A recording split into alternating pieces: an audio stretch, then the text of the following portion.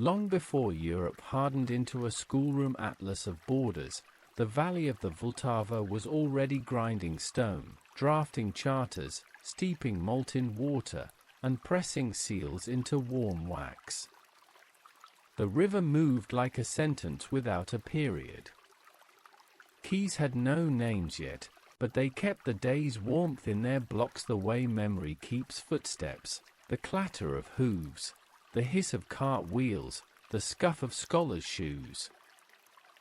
On the ridge, the castle's silhouette looked like rock by day and rule by night.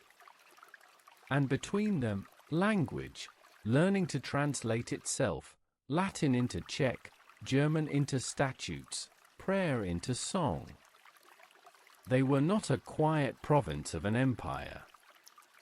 They were a knot of commerce, a laboratory of faith, a forge of law. Not margin. Middle. Not hush. Polyphony. Not paralysis. The slow turn of heavy institutions.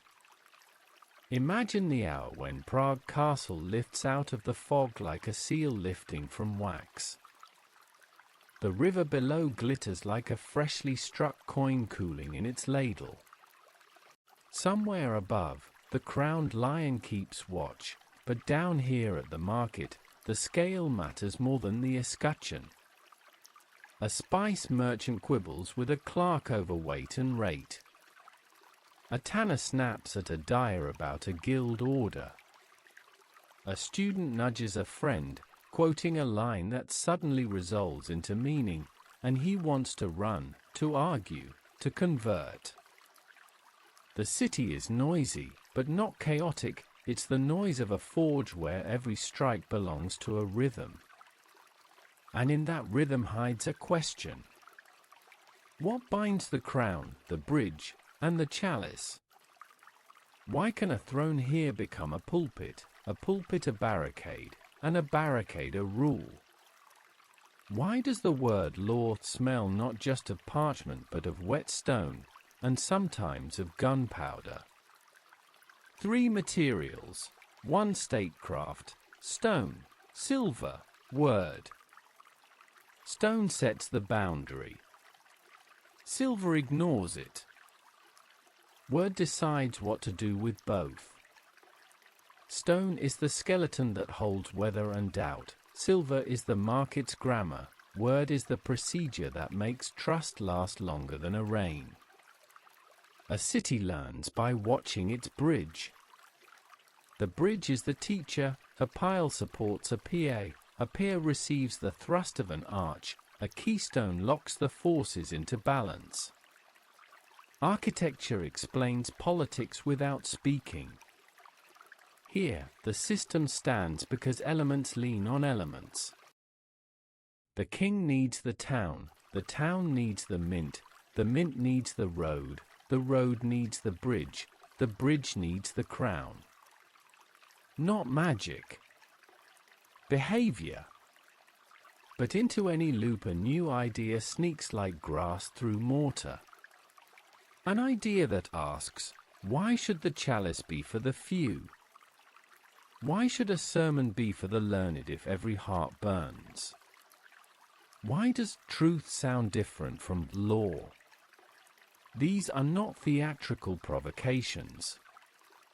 They are real voices, and sometimes they turn a pulpit into a barricade. Here, a throne can become a lectern, when the ruler reads statute as sermon. An lectern can become a barricade, when words spoken in a chapel echo into a square and suddenly seals weigh less than stones. The city is a workshop of compromise that tests how far freedom can go without cracking the arch, how tight order can pull without choking the river. Everything here lives on a threshold. Silver, between wealth and greed. Faith, between obedience and anger. Law, between letter and life. The bridge doesn't explain, it stands. The crown doesn't speak, its speech is choreographed. The chalice does nothing until meaning is poured into it. Where does the rhythm come from? From or underfoot? Yes. From roads threading forest and fen? Yes. But mostly from a habit of joining unlike things. In this habit, a king is not only a sword but a notary, a bridge, not only stone but agreement, a tavern, not just ale but a place where custom becomes unwritten bylaws, a chapel, not only prayer but a room where thought sets like iron. They like constructs, fortresses to protect, bridges to cross, schools to transmit. Each has a delicate soul, trust. You cannot see the lime of trust in an arch, but it holds the curve together. Let trust dry out, the bridge falls. Let trust burn, the frieze flakes. Let trust curdle into fear, and law cracks, then the community remembers simpler tools, the wagon, the chain, the stone, the song. At night the Vltava speaks differently. Not a roar, more a slow purr. Its current touches the footings the way memory touches a scar, careful and inevitable. Someone worries about the exchange rate. How many groschen remain to clear a debt? Someone prays, will heaven hear check if it is spoken from a humble pulpit?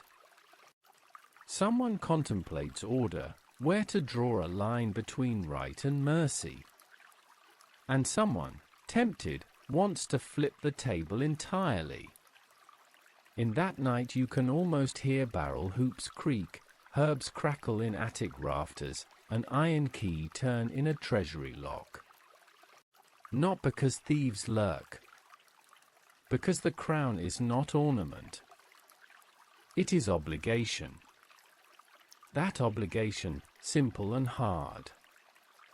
Simple, it asks for three things: memory, law, craft. Hard, each word fractures into dozens of meanings. Memory is not only chronicle but story and legend, the prophetess Libu, the ploughman Pemisel, political myths about humble beginnings and the right to rule through work. Law is not only charter but custom, and the way a stone has always lain becomes argument. Craft is not only smithing, but bargaining, bookkeeping, and the structure of a sermon. Here the artisan and the theologian are cousins, both look for forms that bear weight. There are cities that live from war to war.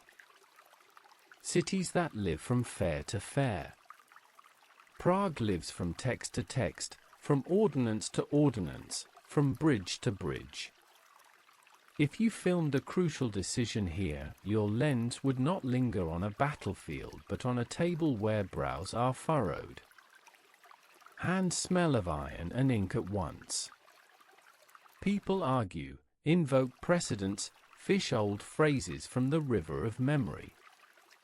Someone drafts a formula, invocation, enumerations, sanctions. Seal. And the bridge holds another season. But fear stalks any trust-based system. Fear of a debased coin. Fear of a word misunderstood. Fear of a crowd that gathers faster than any quill can finish a sentence. Fear turns an open window into a target and an arch into a mouth. It tells a hand, throw. Then the bridge, for a moment, becomes a stage for a play without a conductor. When procedures fail, a new word is born, defenestration, long and foreign, but at heart a simple gesture. When negotiation goes out the window, sometimes so do people. Cruel image, yes, but precise thermometer. Yet after storms the bridge stands.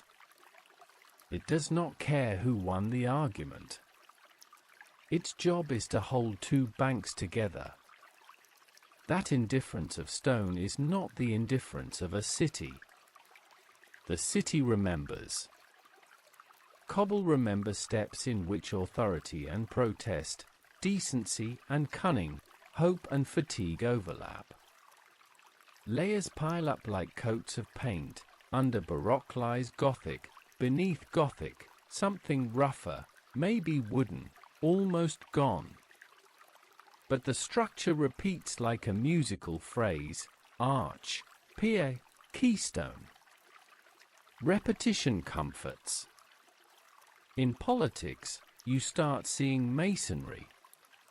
Now the promise riddle: why here did the chalice become an idea strong enough to place a layperson beside a priest? Why did texts emerge that proposed a new distribution of dignity?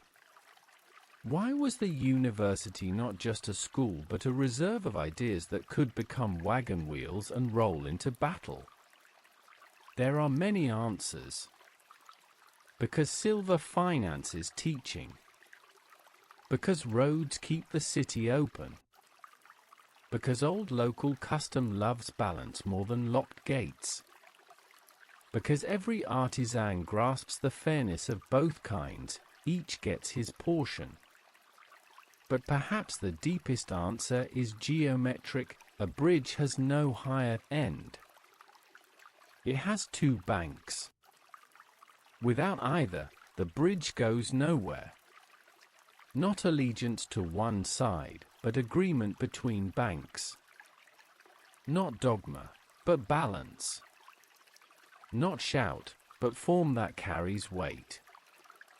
Hence, the chalice here is not a hammer but an instrument of equilibrium, a way of saying, shared participation makes us stronger than privilege. That is theology as social technology. Even the illiterate sees it: when your neighbor sips from the same cup, there is less air and more common work between you. From this follows a quieter claim: the crown is not a head. The crown is an institution. It sleeps in a dark treasury not as a jewel but as a promise. Several hands keep the keys, not from distrust, but to trust a procedure. Procedure is a bridge in time, a chain that does not snap when one link is weak. This is a land of chains, not shackles, but steps. And still, in every community, the old request returns: tell us who is right. Here it often folds back into its opposite: tell us how to live together. The history of Bohemia is not a triumph of one truth. It is footsteps across a foggy bridge. You go because you trust the stone underfoot. Stone does not explain, stone bears. Fog lifts not by shouting, but by light. The light of knowledge. The light of law. The light of memory. So the panorama stands: river as line, bridge as sentence, castle as grammar, coin as stress mark, chalice as comma that shifts the meaning. The riddle remains for later chapters: events, artifacts, conflicts. How did this land domesticate silver to fund right? How did speech learn to command wagons? Why is the crown here heavier than elsewhere, and somehow lighter? Many answers, each with its color and sound. Silver rings, stone thuds, word strikes, but always rhythm: long line, short blow. Long, river. Short, hammer. Long, negotiation. Short, aye or nay. Long, history. Short, the moment the cup is raised. Not idle. Not tragedy. Discipline. Temptation. Balance between them. At night, bridgestone cools slower than water because it remembers the day longer.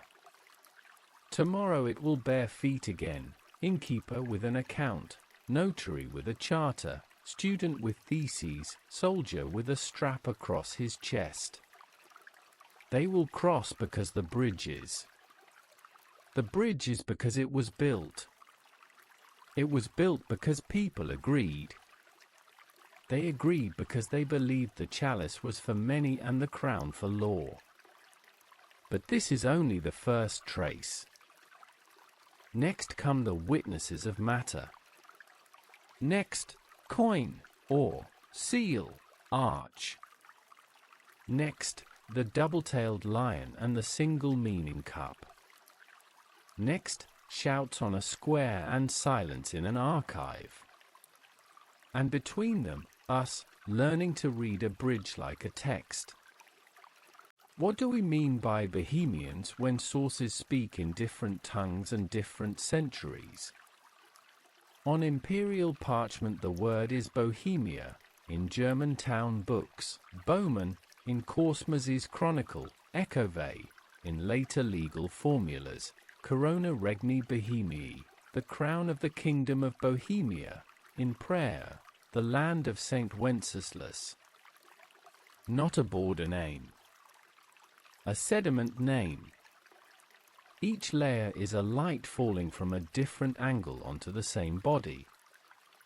Begin with an antique echo, Bohemia, home of the boy, a Celtic tribe remembered by Roman authors. It is a linguistic fossil, not a family portrait. Archaeology gives shards, language gives an aftertaste. Later, Slavs arrive and the self-name that sticks is Eki, Czech lands. The origin of Beck is debated, legend makes him a leader ancestor, and debate, here, is honest method, when certainty thins, we say so. Over the bedrock of names rises a political myth, Libu and Pemisel. A Cyrus who foretells the glory of Prague, a ploughman summoned from the field to found a line of rulers. Why a plough? To state, plainly, that legitimate rule can rise from labor, not only from conquest. Not a fairy tale, a constitutional parable. The crown grows out of the furrow. Who are they, inside a many-voiced Bohemia? A composite, not a monolith. Czech villagers and small-town folk. German burghers in big trading towns. Jewish communities with their own law and schools. Italian bankers and builders. Miners, many German-speaking, in Kutna Hora. Moravians and Silesians as fellow lands, Lusatians as a wing of the crown in various periods. Not an ethnic wall. A coalition of competencies. Who brings stone? Who brings silver? Who brings account? Who brings text? Identity coalesces from mutual necessities. Hence the double rhythm of language. For cities in the 13th to 14th centuries, German is the muscular tongue of shop, recipe, statute, for the university and chancery. Latin is the high register of thesis and charter, for home, song, and growing public speech, Czech. A triad. Latin, for God and law. German, for market and guild. Czech, for hearth and, later, the pulpit and petition. Then a turn, Jan Hus and colleagues introduce orthographic diacritics, the harek, and the acute, tightening Czech into a precise instrument for teaching and preaching. Not a decorative flourish. A technology of clarity. A sermon, once reserved to clerical Latin, now falls on common ears in exact words. Equality begins with audibility. The crown here is not just a headpiece but an institutional person, corona regni Bohemiae, the crown of the kingdom as a legal subject distinct from the mortal king. Land, rights, and memory adhere to the crown, not to any individual. That separation produces resilience.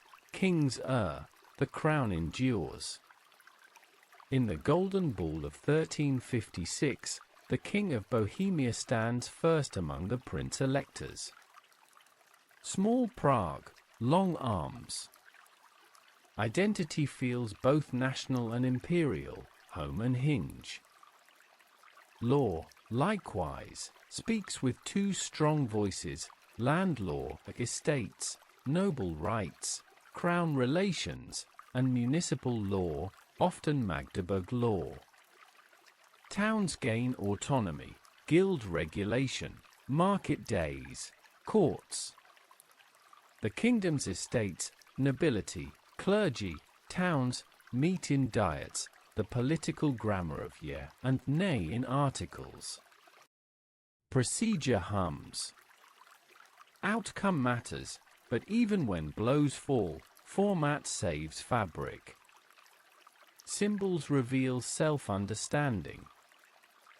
The white double-tailed lion on red is not exotic flourish, it marks rank and persistence. The second tail, appearing in the 13th century, is a small boast of distinction. Nearby stands St. Wenceslas, Duke and Martyr, whose crown is kept under multiple keys. Not cult alone, constitutional symbolism. Holiness becomes a safety lock no single hand opens, because rule itself must remember that it is bound. Other faces frame the moral geometry, St. Adalbert, Vosges, St. Ludmilla. Their vitae are pedagogy, not just devotion, exemplars tying rule to a hierarchy of goods. Relics are tactile memory, a lesson by touch, not only by text. Do they claim perfection? No. They set measure. Identity in practice looks like guilds and commons. A guild is a ministate, rules, masters, feast days, quality oaths. A village is a rhythm, commons, reeve, mill path, pond care. At the woodland edge, glassmakers teach sand to hold light. On the lowlands, pond systems turn fish into swimming capital. In Kutnahora, shafts, lifts, and stamps drive a monetary machine. The substance of identity is felt, skin, glass, silver, parchment, wax. Who are you? The thing you build. The duty you carry. The Jewish communities of Bohemia add a crucial stripe. Living under royal protection, sometimes sincere, often transactional, they bring trade, credit, scholarship. Their status is precarious, between privileges and the threat of pogroms. In Prague, a dense quarter, later Josefov, rises, Hebrew becomes another Bohemian language, the language for God and for counting days. How much difference can an identity absorb without dissolving? As much as it can include through law and custom. Bohemia tested that boundary, at times wisely, at times cruelly. Women stand within this public texture, not as loud voices, but as indispensable links. Elika Przemyslovna, Elizabeth of Bohemia, Kunigunde, and others anchor dynastic alliances, found monasteries, mediate property. Their seals are legal facts, not ornaments. In the logistics of medieval power, marriage is not romance but network. Representation differs from today, less speech, more patronage and rights, but the map of identity would tear without these threads.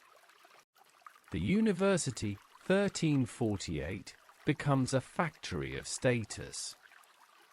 Not just a school, a pipeline of clerks, judges, preachers. Whoever survives disputations gains connections and the power of the word. Bohemian university identity is practical, the thesis is valued for its consequences in city, court, and chapel.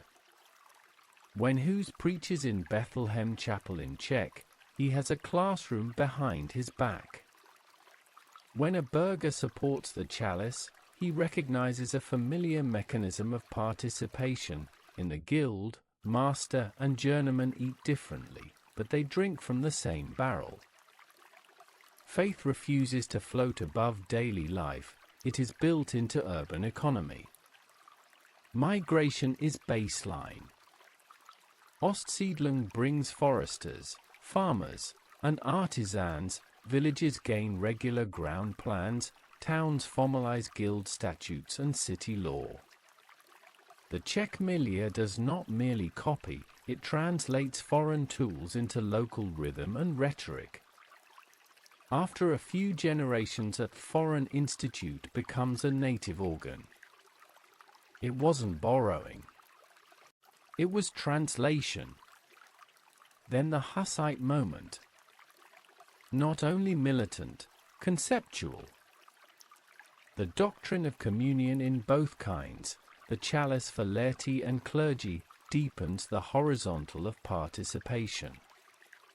Not merely a theological point, a social principle recognizable in guild and council. The chalice becomes an emblem of civic dignity. It does not erase hierarchy, it questions its monopoly on the sacred. Sparks fly. Societies ache when dignity is redistributed. Even after defeats and compromises, the chalice remains an inner measure. How much equality can order hold? Bohemia's position is international by design. An elector of the empire, a crossroads between Baltic and Danube, Saxony and Poland, Vienna and Nuremberg.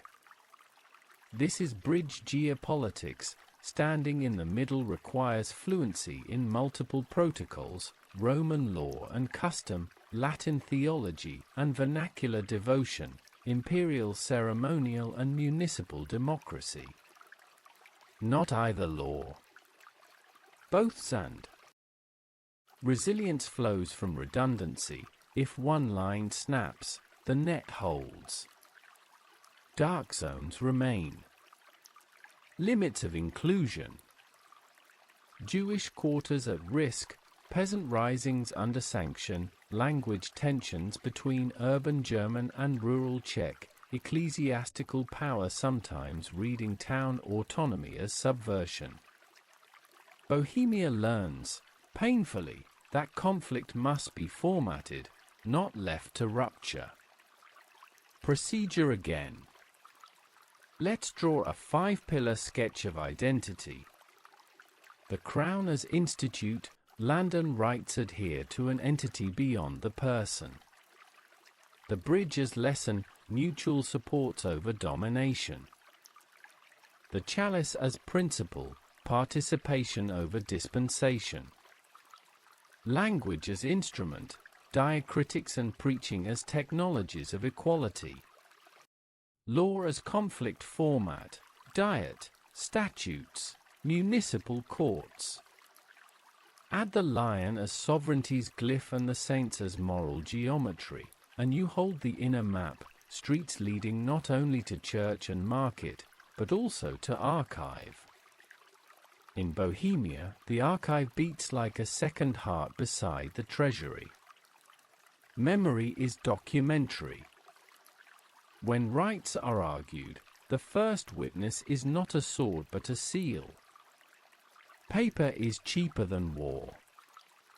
What of the unknowns?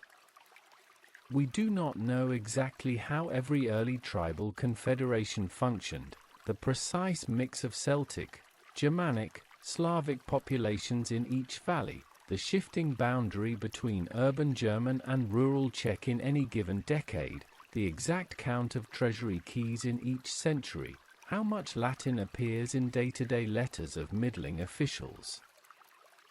We admit uncertainty, we lean on traces, charters, town books, price lists, ecclesiastical protocols, legends. Stone and ink. Enough to draw a working contour. Two questions focus the lens. Who does a 14th century Bohemian feel he is? Subject of King Charles in the cathedral, citizen under town statutes in the square, participant in the crown at the diet. All three, depending on where he stands. What marks one of us? The person who keeps the rule, shares the bridge and the cup, and knows his measure in the system. Less bloodline, more shared format.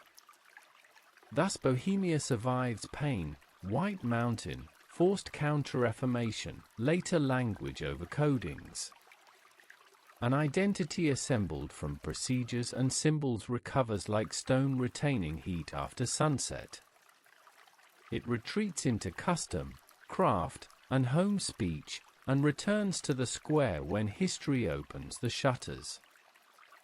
Summarize in 3 beats. Names, not chaos, an orchestra, each tongue with a function. Symbols, lion, Wenceslas crown, chalice, an alphabet of legitimacy and dignity. Practices, law, guild, university, sermon, for tools that manufacture we. Why does this matter now? Because words travel. When Paris calls artists Bohemians, it unknowingly echoes a land where the shared cup once trained a shared courage. When modern life toggles between municipal autonomy and state power, market and statute, we can still learn from a bridge. Stone holds because stone leans on stone. Find the keystone, and the arch stands. Archaeology isn't museum hush. It is the voices of matter. Stone that holds a bank. Silver that calibrates trust. Gold you cannot wear every day. A bridge that teaches politics without words. A book heavy enough to be its own room. 5 artifacts, 5 ways Bohemia says, this is how we became ourselves. No abstractions, touch, weight, function. Fortified beginnings, Levi, Hradec and Virad. Before decrees and diets, there were hillforts, earth and timber ramparts with stone facings, ditches, gates that creaked, and hearth smoke that rose straight in cold air. Levi Hradec, on a ridge above the Vltava near Rostoki, reads like a stripped palimpsest, the outline of ramparts, a defensive ditch, post holes where a gate may have stood, pottery of the Prague type, humble and serviceable, traces of a small rotunda, a circular church likely from the early medieval period. The rotunda matters, it says a princely seat was not only palisade, but also altar. It says assembly and judgment had a place to stand. Downstream, the dark promontory of Virad commands a bend of the river. Later centuries will build twin towers and a necropolis for names the nation wants to remember. The earliest layers show strategic geometry, a rocky spur over water, traces of ramparts, the logic of controlling a crossing and signaling to a partner hill. Legend places Libu and Pemisal here because the stage is perfect: cliff, river, horizon. The archaeologist says it planar: elevation, sightline, choke point. Both lines of truth fit the stone. These sites are not palaces, they are skeletal plans. They teach how early power arranged space, dwellings tucked inside a circuit, a workshop against a windbreak, storage pits, a place for a market day, an outer slope cleared to deny cover to attackers. They show the evolution of material, earth and timber patched with rough stone, then lime mortar joins the story, from squat rotundas to later pointed vaults. Bohemia's habit forms early, adopt a technique, keep the topography. Don't plane the cliff, set a chapel into it. Don't erase a rampart, reuse it as a foundation. What do these ribs say about identity? That power was neighborly before it got ceremonial. That a community could read the hill like a schedule, a market, mustering, mass. That river plus ridge was a grammar long before statutes pinned language to parchment. Silver's voice, Kutna-Hora and the Prague Groschen. If stone is the skeleton, silver is the pulse. At the turn of the 13th to 14th centuries, shafts near Kutna-Hora dove into ore, timber frames bowed and creaked, water was enemy and ally, demanding drainage and powering stamps. Above ground, assayers peered at color, slag, and sound, furnaces hissed, cakes of metal cooled to a dull shine. From this discipline came a coin, the Prague Groschen, grossus pragensis, heavy enough to cross borders, stable enough to count seasons. It didn't appear by accident. Reform under Wenceslas II is commonly associated with a royal mining law, often cited as Ius Regale Montana Rama Code to define who digs, who owns, who taxes, who tests, who cheats, and what happens if they do. The Groschen did something text alone could not, it made trust audible. Its ring on oak said, "Standard." It moved not only in Bohemia, but into neighboring markets, it spawned imitations, it anchored exchange tables. On its face, a crown or a king, on its reverse, a cross or the lion. A pocket heraldry. The man counting fish from a pond, the scholar paying for a bed, the muleteer taking a toll, each held the state's iconography without a banner in sight. The machine around the coin mattered, Vlast ver, the Italian court, as mint and treasury, weighhouses, custom posts, a calendar of fair days, mule trains, petty officials whose job was pure procedure, weigh, verify, record, seal. In the ledger of Bohemia, silver financed the university, crowded the bridge, disciplined the law, rates, fines, fees. It made abstractions pay rent. Why harp on a coin? Because a coin is portable procedure.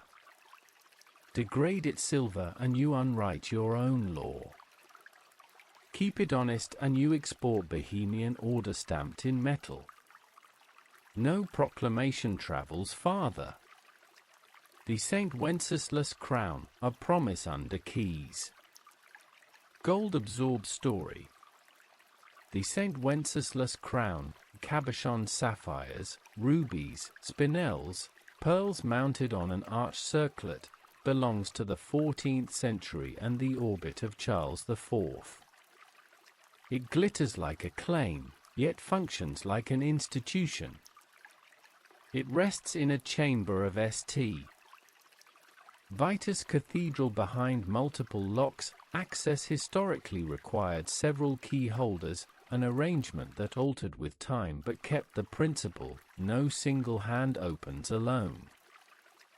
Holiness becomes a constitutional device. The crown touches a head only at coronation, not at hunt or feast. Only where will becomes burden and title becomes duty. The ritual's scarcity protects meaning from wear.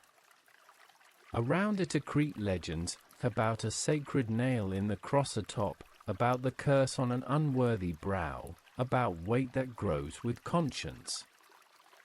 Legend polices ore, conservation polices metal, procedure polices power. Seen from the bench of a goldsmith, the crown is also geometry and light, how a cabochon drinks flame, how an arch aligns with a mitred silhouette, how filigree catches shadow. These are not merely jewels, they are calculations. In Bohemia, the intelligence of the hand rivals the intelligence of the chancery. They meet at the crown, craft times law times ore. What does the crown teach? That rarity strengthens obligation. That keys can be theology. That in a place where a pulpit sometimes turned barricade, the state remembered to keep certain objects quiet so their words could carry farther. The bridge, Charles Bridge, as a political lesson. When flood swept away the Judith Bridge, the city learned how much a crossing is worth. Under Charles IV, master builders associated with Peter Parler's workshop raised a new one in stone. Legends remember an auspicious hour for the foundation, engineers remember piers with icebreakers, arches, spandrels, mortars, maintenance. The bridge stands because forces resolve, load passes to arch, arch thrust sinks to pier resists current. The thing is a public classroom where mechanics is civics. A bridge is not merely to connect. It is to manage flows, people, goods, troops, ceremony. Its towers became gates, legal thresholds where tolls are taken, where traffic is filtered, where the city negotiates security and welcome. Later, statues gather, the Baroque wraps stone with cloud. The core remains structure. Its life includes repair. Flood scours a footing, masons patch, authorities restrict loads, someone pays. That cycle is the tempo of a state, harm, remedy, rule. The bridge is a thermometer. When a crowd masses and banners rise, the stone tells you at once whether trust is still the lime in the arch. What does the bridge teach beyond physics? That mutual dependence outlasts dominance. One arch alone is a ruin, a chain of arches is a policy. The giant book, Codex Gigas, tradition associates it with Bohemia. Finally, a book that is a building. The Codex Gigas, a 13th century manuscript of colossal size, traditionally linked to a Bohemian Benedictine house at Pod-Lace, the scholarship debates, we say, are likely with care. Inside, the Vulgate, histories, monastic lists, medical texts, a famous full-page devil portrait that fed legend and nickname. The Devil's Bible. Not a one-night pact, but years of copying and ruling, hundreds of skins, liters of ink, a schedule of columns, rubrics, initials that make the page into a city, scripture, cathedral, commentary, school, recipes, infirmary, chronicle, archive. Why is it Bohemia's witness? Because it models a totalizing ambition familiar to the land, to bind a world inside a procedure. A giant book is a machine of order, line length, margin logic, rubric hierarchies. The mind that ruled those lines is kin to the mind that later organized town books, land registers, mining statutes. When Hughes and colleagues standardized diacritics, they chased the same prize, fit more accurate meaning into less ambiguity. A macro object and a micro mark inhabit one civilizational mood. The codex is also a story of movement. Seized in war centuries later, it resides beyond Bohemia today. Objects have fates as well as weights. Yet origin leaves an accent. A book begun here still says something local about the scale of literacy, the patience of labor, the belief that copying is craft, craft is knowledge, knowledge is polity. What does the giant book teach? That format is mercy. A violent age produces orderly pages so thought survives storms. That copying is not lesser than thinking, it is thinking's infrastructure. Binding the 5 voices. Put the 5 artifacts on a table and listen to their chords. The Hilfert says to the coin, keep flows predictable, I'll keep feet safe. The coin says to the crown, keep quality, I won't flee. The crown says to the bridge, keep right, people will trust the crossing. The bridge says to the book, keep format, words will pass bank to bank. The book says to the Hilfert, keep memory, you'll be weighed by more than stone. Each artifact is public by nature. The fort protects a community. The coin circulates in a market. The crown binds a crown, an entity larger than a head. The bridge connects a city. The book serves a library of minds. Even where property is private, significance is shared. Bohemia guards these things not for price but for habit, the habit of being together. Fragility shadows them all. A rampart can be bypassed or undermined. A coin can be debased. A crown's ritual can be emptied. A bridge can be broken. A book can be burned or carried off. Bohemia's long answer was procedure, the new bastion, the currency reform, the keys and oath, the repair and toll, the copy and catalogue. Conflict procedure, not rupture. That conversion is the craft of survival. Next, we will let symbols speak, the lion, the bridge, the chalice, and ask why images outlast armies. But before we go, one last triad to carry forward: stone, silver, word. Structure, value, meaning. Keep those 3 in rhythm, and a small country can make a large century. Symbols are shortcuts across centuries. You don't argue a paragraph, you raise a sign. The double-tailed lion on red.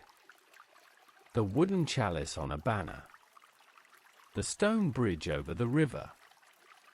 3 images, 3 grammars of power. Authority.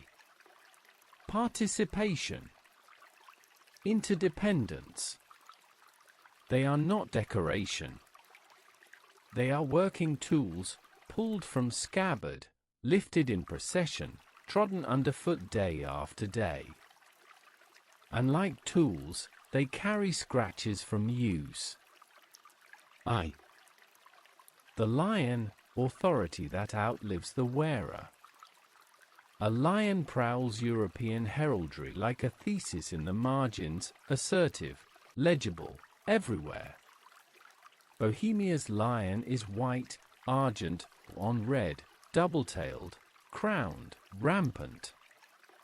One story, call it a plausible legend, has an imperial grant of a lion to a Bohemian ruler in the 12th century for wartime service. Later, in the 13th century, the second tale appears, a flourish that signals distinction and rank. That detail matters. Heraldries talk by details. A forked tail is a line on a CV. The lion's job description is longer than be brave. He sits on seals, shields, coins, facades. He marks land law and municipal law as cousins under one roof. He reminds a fickle world that the crown is a person beyond the king. When human dynasties fall out of fashion or favor, the lion stays in fashion because he is not a person. He is a format. The lion does continuity work in discontinuous times. In the 14th century, under Charles IV, he speaks of confidence and build universities, towns, bridges. In the 15th, when the chalice rises and wars choke the roads, the lion becomes a contested standard. To whom does he belong if the pulpit and the chancery disagree? In the 17th, after White Mountain, when the political sky turns Habsburg blue, the lion's memory does not erase, it retreats into stones, arms, and stories. Later, in modern heraldry, he re-emerges, still double-tailed, still crowned, proof that an image can store a constitution. What does the lion say in 3 strokes? Rank, Bohemia is not someone's county. It is a kingdom with a voice, electoral, legal. Responsibility, a crown beast signals that force is supposed to be bound to rule. Memory, the second tale carries past privilege forward without footnotes. It is tempting to read the lion as loud nationalism. In medieval practice he is paperwork with muscles, the mark on a seal that makes a charter bite, the face on a coin that guarantees weight, the relief on a gate that reminds you who runs the threshold. 2. The chalice, participation made visible. Then comes a sign that was not born in heraldry at all, but in liturgy, the chalice. The doctrine of communion in both kinds, bread and wine for laity as well as clergy, congealed into policy in Prague's storms of the early 15th century. The Foot Articles of Prague, 1420, are one strong formulation. Details vary across factions and years, but the symbol is clean, a cup for all. Why did a theological point become a street emblem? Because the chalice translated into daily habits, guild equity, shared burdens, council participation. A man who had never read a treatise could understand a cup placed in the middle of a table. It didn't abolish hierarchy, but it punctured monopoly. Inside the Hussite movement, the chalice meant different things to different circles. For Utraquists, the moderates, it was a discipline, a reformed public church, check preaching, moral correction, communion in both kinds within a framework of law. For more radical communities, like Taborites and others, the cup could signal sharper breaks, a new social order hinted via scripture and practiced in field and camp. The wagon fort rolled with chalice banners, and hymns doubled as commands. The same image, 2 temperaments. Symbols work because they do street logic. A cup on cloth tells you where to stand. It marks who is inside the ritual, who is outside. It rallies apprentices whose guild discipline trained them to share a standard. It recruits town councils that recognized in the cup a metaphor for collective responsibility. It helps a king, later, know what part of the city can be reconciled and what part will not, because a symbol draws non-negotiable lines. There were limits. The cup as policy had to be written, compacts, diets, safeguards. Paper had to catch up with banners. Where paper failed, streets spoke, sometimes in hard dialect, riots, wars, burnings, sieges. Yet even after compromise, after compacts that tried to fold the chalice back into a larger church discipline, the image did not die.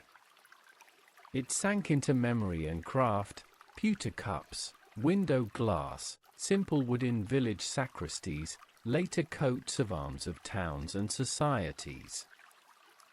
The grammar stayed, participation, not dispensation. What does the chalice say, in 3 beats? Access, holiness is not a monopoly. Language, check preaching and orthography are technologies that make access real.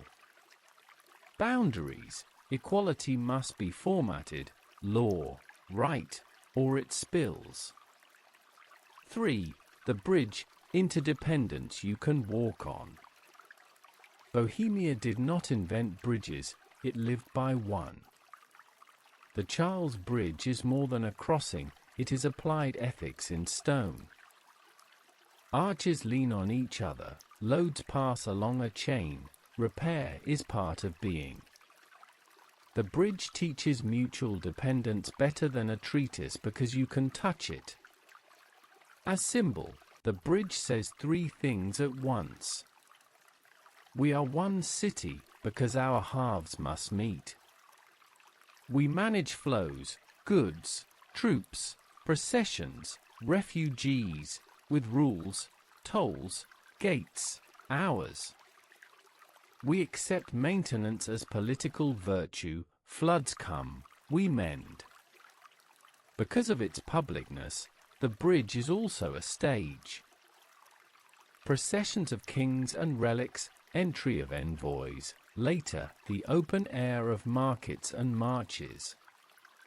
When political temperature rises, the bridge measures it, crowds, banners, confrontations traced atop an arch that cannot move.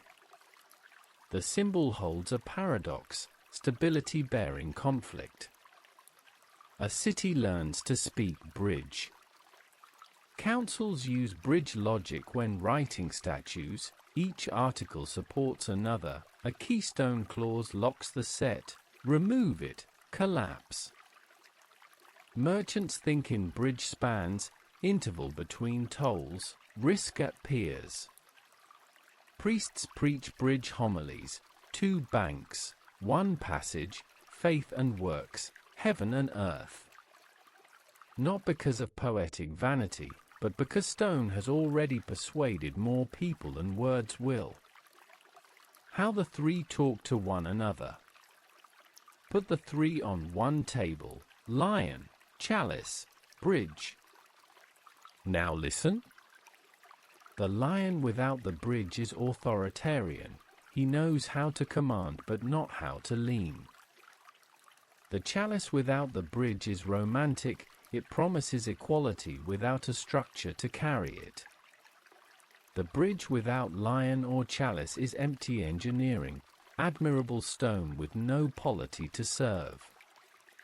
When the balance holds, as in high-build moments, think Charles IV's building program, the careful legalism of Corona Regni, also certain cities' post-Hussite statutes trying to format the chalice, you feel confidence. When it tilts, history writes itself in crisis fonts. In the early 15th century, the chalice overweighs, the lion and bridge scramble to contain war. In the early 17th, the lion returns under foreign protocol, and the chalice is pressed down, the bridge still stands, but the polity that crosses it is different. Symbols do not prevent events, they record them, then keep teaching. Symbols also migrate into objects of hand. The lion slides onto guild signs, beer labels much later, municipal plaques sooner, the chalice finds pewter, glass, wood, the bridge becomes badges, metaphors, logos, oaths, bridge maintenance as budget line and moral claim. A society repeats what it respects. There is danger in all three. The lion can harden into mere prestige, a gilded seal for shabby acts. The chalice can absolutize participation, mistaking numbers for wisdom. The bridge can be romanticized as neutral space, hiding who pays and who crosses. Bohemia's cure was procedure. Rights for the lion, the articles for the chalice, regulations for the bridge. Procedures keep symbols honest. The afterglow echoes in later centuries. Centuries roll, images survive. The double-tailed lion remains a state glyph in modern coats of arms. It collects new meanings without losing old ones: sovereignty, law, the memory of a kingdom that voted on emperors.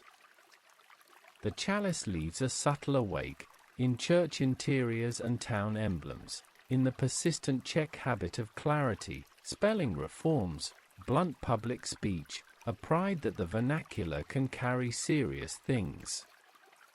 The bridge speaks through urban planning and through the country's aptitude for coalitions, municipal, academic, civic. These are not straight lines, they are threads you can follow. And then there is glass, Bohemian glass, literally chalices turned into art and export. Craft turned symbol back into object, you drink from a shape that remembers a doctrine. Not propaganda. Memory doing dishes. 6. A pocket catechism of the three. Question: what is the lion? A. The institutional self, the crown as a person bigger than a person. Question: what is the chalice? A. The audible self, vernacular equality that insists on being heard inside the right. Question: what is the bridge? A. The practical self, the daily arrangement by which unlike parties keep meeting. Keep them together and the polity breathes. Command, lion. Consent, chalice. Coordination, bridge. Let one dominate and you get stagnation, lion alone. Fracture, chalice alone. Or hollow technocracy, bridge alone. 7. Why it mattered then, why it matters now. Then, the symbols organized reality, banners to rally to, seals to trust, stone to cross. Now, they organize memory. They warn that authority needs a public, participation needs a frame, and infrastructure is moral. They suggest that a small place can punch above its map weight if it treats images like instruments and rituals like rules. No symbol is a miracle. Each needs a budget, the lion eats law, the chalice drinks discipline, the bridge devours maintenance. Pay that budget and pictures work. Default and they turn into posters. One line to pocket, authority without a bridge is command, equality without a bridge is noise, the bridge without either is stone. History advances when two hard things touch.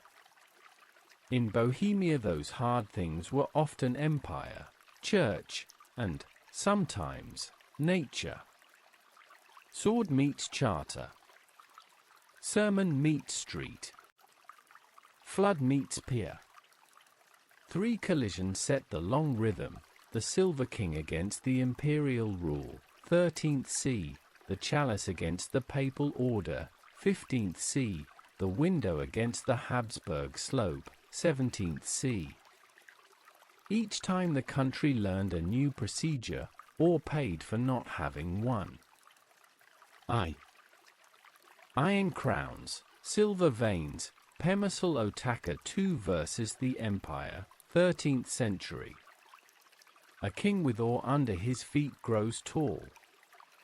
Pemisal Otaka II, the Iron and Golden King, stretched Bohemia's reach south and west until his title shadowed Austria, Styria, Carinthia, Carniola. He planted towns, coaxed roads through forests, tightened mint and toll. On maps, his color spread like ink spilled on vellum. But imperial power is a chessboard, not a pasture. In 1273 the princes elected a modest count-turned-operator, Rudolf of Habsburg, as king of the Romans. A new axis formed. Collision scheduled. Otaka's expansion depended on two kinds of legitimacy: de facto, possession, garrisons, loyal towns, and de jure, imperial consent, dynastic contracts. When the imperial mood turned, the second began to cancel the first. Diets and courts rehearsed arguments. In the end, army spoke. 1278, the battle on the Marchfeld, the Moravian field in Old Phrasing near Dernkrat, Gedenspeigen cavalry lines met in hard sun. Otaka fell. The Habsburgs clamped Austria like a hinge. The Bohemian crown returned to its core valley, bruised but not broken. What did the collision teach? Electors matter. Bohemia itself was an elector, it also could be outvoted. Influence without coalition is reach without grip. Law travels farther than horses. Imperial reivindication, claiming fiefs back to the empire, could undo years of conquest. Aftershock governance is fragile. Post-1278, internecine regencies, hostage politics, the young Wenceslas II, and magnate ambition showed how quickly a stretched realm snaps back to household troubles. The cure? Institutionalizing the crown beyond the person, work that matured later, Corona Regni Bohemiae as a legal subject, better seals, clearer succession rules, a doctrine that the land is not a princely purse. A paradox emerges: retreat prepared a stronger center.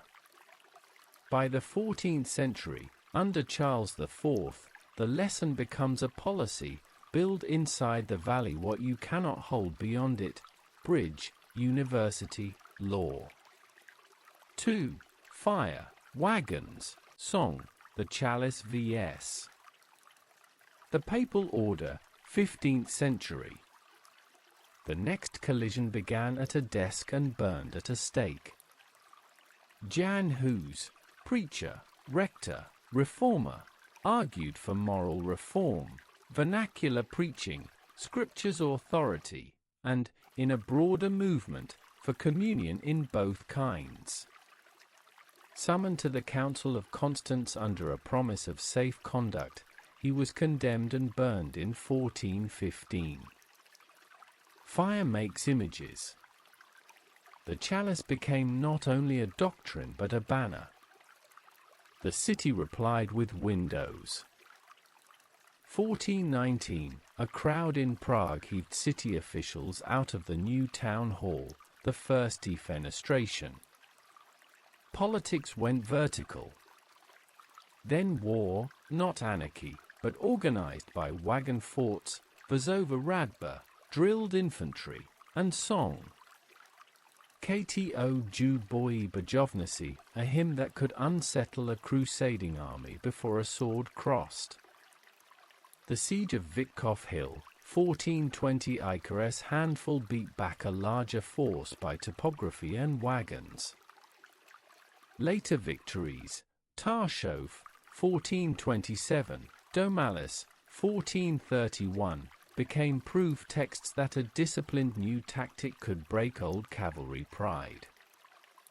The movement split between Utraquists, moderates, city elites, law-minded clergy, and radicals, e.g., Taborites.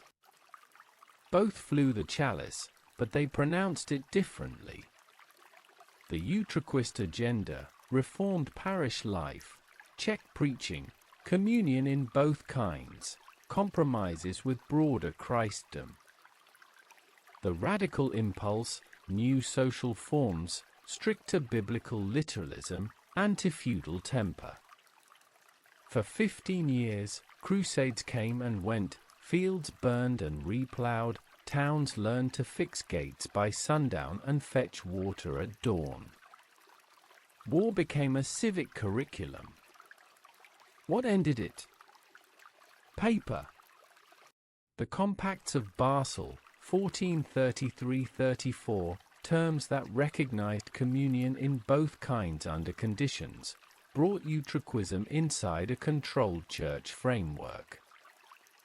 The final great battle, Lipeny, 1434, saw Utraquist and Catholic nobles defeat the radicals, a civil war inside a reform. The price? Blood and a slower reform under supervision. The gain? A Bohemian right living for generations, cities governed by statutes seasoned in fire, and a political culture that had learned to format equality. 3 strokes of the lesson? Vernacular plus discipline equals power. A sermon in Czech, a standardized orthography, and drilled infantry beat cavalry and Latin alone. Symbols need articles. The chalice without statutes burns out, with compacts, it converts to custom. Victory needs exit ramps. Treaties matter as much as tactics, otherwise, war becomes an identity instead of a past. Not incidentally, the university and city politics were recut. The Decree of Kutna-Hora, 1409, had shifted voting power inside Charles University toward the Czech nation, sending many German masters away, via facti. By mid-century, Prague's intellectual scene had new personnel, new tones, and a deep memory that knowledge can trigger armies. 3. Windows, slopes, sentences, the Habsburg reconquest, 17th century. The third collision begins with another window and ends with a slope. 1618, nobles in Prague, furious at imperial officials over religious rights and constitutional breaches, threw 2 governors and a secretary from a high window of Prague Castle, the second defenestration. They survived, a manure heap or providence, choose your commentary, but the gesture ignited a European forest, the 30 Years' War. Bohemia elected a new king, Frederick V of the Palatinate, the Winter King. The empire answered with an army.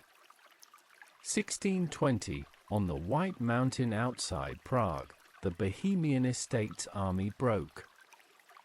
The battle was short, the aftermath long. The next year, 1621, 27 leaders of the revolt were executed on Prague's Old Town Square, heads on hooks, names etched for memory. Confiscations followed, great houses lost lands to imperial loyalists. Exile thinned the elite, Jan Amos Comenius left with many others.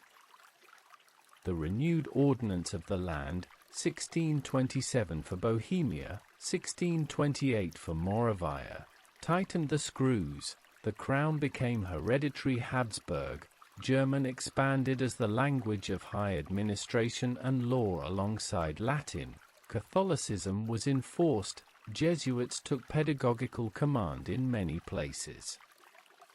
The city changed skyline and sound. Baroque rose, churches with stucco light and curved cornices, an art of triumph that poured sugar over a bitter law. The crown's procedures persisted, the crown itself still under keys, diets meeting when called, but power flowed from Vienna. Bohemia did not dissolve, it recurved, more processions, fewer petitions, more Jesuit theatre, less Hussite chant.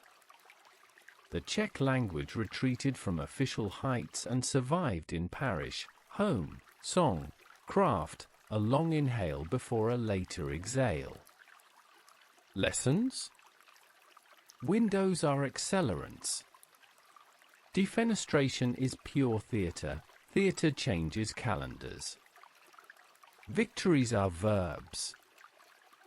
White Mountain wasn't a page, it was a program, executions, confiscations, ordinances, schooling. Symbols survive by migration. The lion slid onto controlled heraldry, the chalice recessed into local devotion or memory, the bridge kept doing work, a stubborn continuity even when statecraft changed script. 4. The smaller collision that never stops, nature. Between empires and churches, water kept testing stone. The 1342 Magdalene flood ravaged Central Europe. Abroad in Czech memory came later high waters as well.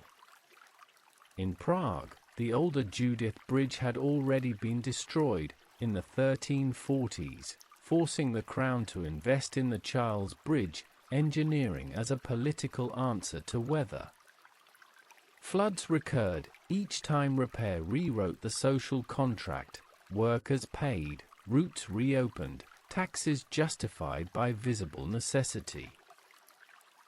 What collisions changed, a ledger of outcomes. Institutions sharpened. After Marchfeld and the 13th century roller coaster, Bohemia pushed the notion that the crown was above the king as a legal person. After the Hussite storms, Bohemia learned to codify conscience, compacts, town statutes, bilingual decrees. After White Mountain, Habsburg law tightened and Jesuit pedagogy reset elite formation, a durable architecture even as later centuries pried at it. Tactics matured. Wagon forts, drilled infantry, and songs as signal changed European warfare's conversation. Later, Bohemia excelled in engineered fixes, bridges, mills, pond systems, pragmatic arts that keep a land solvent when politics is not. Memory diversified. Martyrs, whose, kings, Otaka, Charles, losers, the 27 on the square, teachers, Comenius, and a city's persistent stone composed a choir where no single voice could erase the rest. This polyphony became insurance. When one register was silenced, the others carried. Language recalibrated. The Hussite era's Czech confidence slid underground after 1620 but did not die. Spelling remained an instrument. Songs and books, small, cheap, kept a repertory alive. Later revivals would not have been possible without this low flame. 6. 3 mini-parables, pocketable. The fallen frontier, expansion is not empire, coalition is. Otaka's long reach couldn't outvote Rudolph's compact procedure. The burning word, a sermon armed a wagon. But only a compact disarmed it for peace. The window, drama is policy's detonator, ordinances are the blast wave. 7. Why this collision chapter belongs in the story. Because without collisions, symbols are pretty, not true. The lion roared on seals but proved himself by surviving foreign protocol. The chalice gleamed in windows but became history only when law gave it a room. The bridge was always stone, but it became ethics when the city taxed itself to repair it again. What holds Bohemia together after falling out of someone else's favor? 3 old answers, now clearly earned: memory, law, craft, a crown in a box, a cup on a table, a bridge underfoot. Politics can be poetry when it chooses the right tools. Bohemia chose formats: the crown as a legal person, the diet as a stage, the charter as a spell that binds longer than a life, the town as a machine that converts grain and quarrel into order.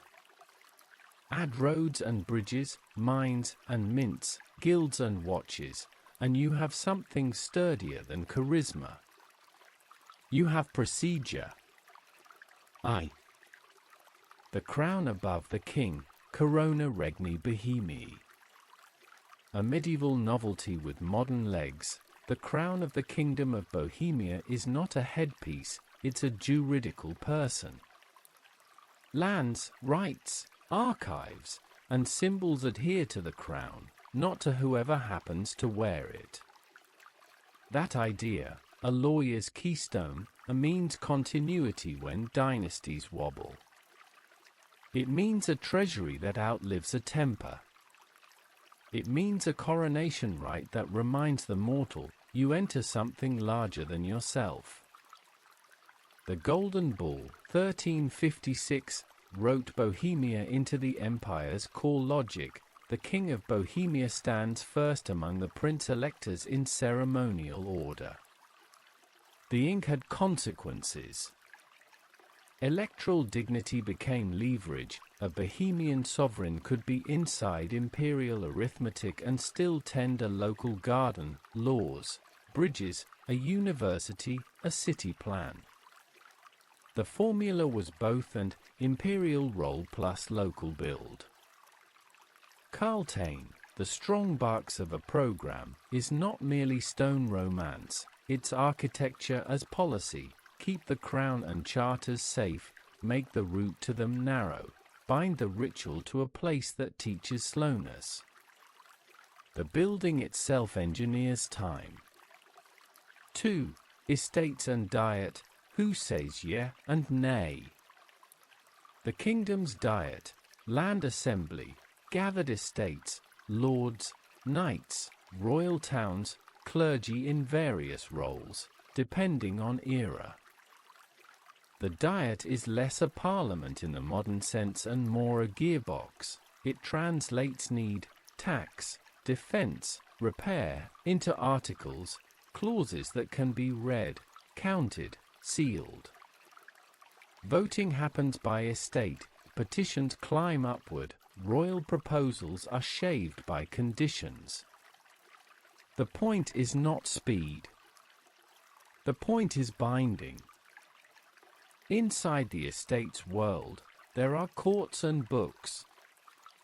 The land court for noble property and high matters, its minutes feeding the land tables, zemski deski, a public memory of ownership, verdicts, and law.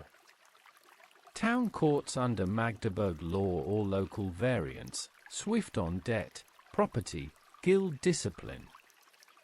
Manorial courts in the countryside, custom heavy, paper light, but still tethered to the diet's skyline. A diet makes compacts possible, agreements that keep a divided society inside one grammar. The compacts that framed utriquist practice in the 15th century are one example, a doctrinal dispute formatted into coexistence. Strengths, memory, restraint, legitimacy. Weaknesses, slowness, veto habits, the risk that estates use format as fence rather than bridge. Bohemia navigated both, sometimes it triumphed by law, sometimes law became the stage on which armies waited. 3. Municipal machines, towns as factories of order. Cities are engines. Give them charters and watch grain, glass, and grievance become budget lines and bylaws. Charters and councils. Many towns stood on the shoulders of Magdeburg law, the portable legal kit. Councils, often two-tiered, burgraves and aldermen, guild masters, offices with oaths, terms, Accountability. Re-election is never guaranteed, scandal meets process. The town seal speaks in court, the watch walks at night, weights and measures are inspected as theology, because fraud is heresy of the market. Guilds. Ministate with saints' days and quality oaths. They police apprenticeship, enforce masterpiece exams, guard secrets, and provide mutual aid, sickness funds, funerals. They also negotiate prices and conditions with council and consumers. A guild stamp on leather or blade is a public promise: break it and you'll be punished, by fine, by fire, by expulsion. Revenue. Town finance is transparent urgency, tolls at gates and bridges, market fees, mill dues, fines, lease of municipal properties, sometimes shares in mines or mints. Budget. Remember bridges and walls, those two hungry mouths. Beer excises and stall rents pay for paving, lamps, watches, waterworks. You can read the morality of a city by its maintenance accounts. Town council chamber, seal pressed on parchment, aldermen debate over a budget tally, style, procedural documentary, camera, shoulder 35mm, light late afternoon window, details, seal press, abacus, tally sticks. Police of everyday. Curfew bells, fire bucket staged in rows, night watch with lantern and halberd, market police testing bread weight, butchers regulated to keep disease down, bakers' ovens inspected for fuel. These are not niceties, they are the differences between city and camp. Law in two tongues. In many towns, German is the scribal habit for bylaws and invoices. Czech speaks in the shop and, rising, at the pulpit, Latin sits in charters and learn please. The coexistence is not peace by default, it is maintenance. Translators, clerks, and notaries earn their bread in the cracks. For King as builder-in-chief, Charles IV's program as a template. Charles IV didn't only sit and sign. He plotted streets. He founded a university, 1348, created New Town Prague with straight lines and open squares to decant overcrowding and to stage civic life. He called builders of genius, the circle of Peter Parler, to lift vaults at St. Vitus and lay stones for the bridge that would outlast floods. Infrastructure was politics. University equals pipeline of clerks, judges, teachers, the domestic source of literate functionaries. Bridge equals artery for trade and rule. New town equals urban design as social policy, wider streets, new markets, room for processions and courts. Carltain equals treasury and relic house, legitimacy in stone. Charles also wrote rules about rules. His reign framed the Corona Regni logic in practice: keep archives, catalogue privileges, recognize town autonomies while binding them to royal justice, encourage pilgrimage and relic cult, not only piety, but tourism economics in a medieval key. Takeaway: when a ruler treats layout and law as one discipline, a city becomes a teaching tool. Bohemia learned by walking. Vida mines, mints, and the royal hand, fiscal engineering. Royal power there rested on regalia, rights to things like mines, mints, forests, tolls. Kutner-Horace silver was not luck, it was policy plus geology. The Crown's mining law defined the share due to sovereign and city, exploitation zones, safety, punishments. The mint, e.g. Vlasked ver, turned metal into trust, quality control, dies, legend, the wording on a coin that carried a claim. The sovereign's fiscal health and the town's credit webs intertwined. Italian and local financiers extended advances against future mint output, customs revenues were pledged, towns stood surety for bridges and walls. A chain of obligations tied Prague to Nuremberg and Vienna, electoral politics in the empire and stonework at home were paid from the same purse. 6.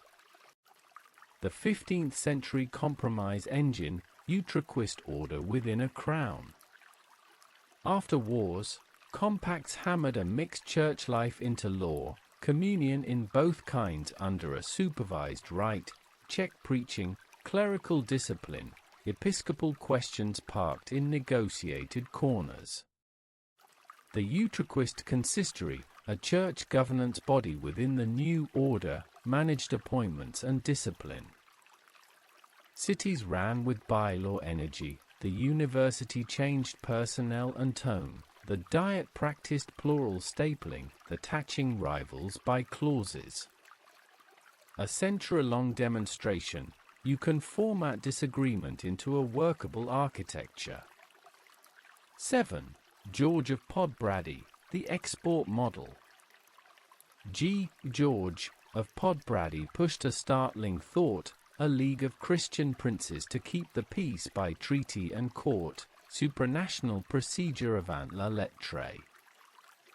Envoys carried letters across courts in the 1460s, the dream didn't harden into institution, but the sketch mattered.